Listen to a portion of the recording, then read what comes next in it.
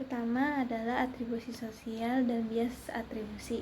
Teorinya saya ambil dari teori atribusi Pratchett yang menjelaskan bahwa individu mengaitkan perilaku dengan faktor internal atau disposisi dan faktor eksternal atau situasional.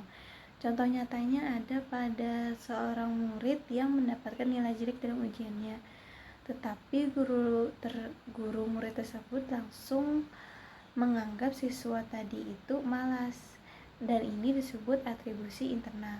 Padahal yang sebenarnya adalah siswa itu sedang mengalami masalah keluarga yang menyebabkan tidak fokus dalam belajar sehingga nilai ujiannya jelek, dan itu adalah atribusi eksternal. Jadi kejadian tadi bisa disebut dengan fundamental attribution error. Lalu yang kedua ada pembentukan dan perubahan sikap. Teori ini saya ambil dari teori disonansi kognitif Festinger.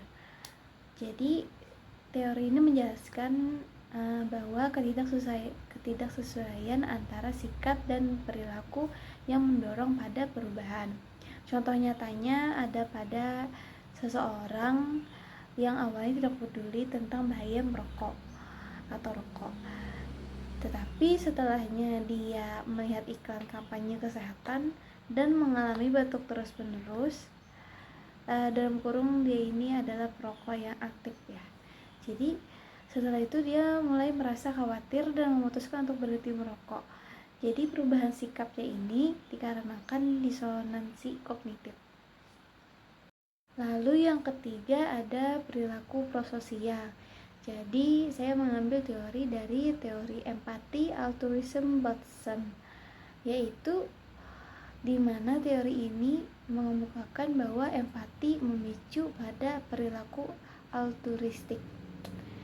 Jadi contoh nyatanya ialah ketika seorang pengendara motor menepi saat melihat seorang lansia kesulitan menyeberang jalan, lalu membantunya menyeberang tanpa mengharapkan imbalan apapun.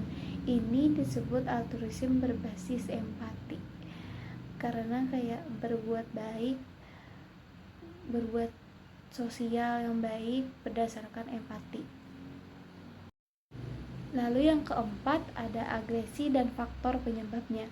Teorinya saya ambil dari teori frustasi agresi, yaitu frustasi meningkatkan kemungkinan munculnya agresi. Contoh nyata dan simpelnya ialah ketika seseorang pekerja yang sedang stres berat karena beban kerja yang menumpuk, lalu pekerja tersebut marah-marah pada rekan kerjanya dikarenakan hal sepele, karena dia tadi frustasi sehingga dia melampiaskan hal-hal sepele ke orang terdekatnya.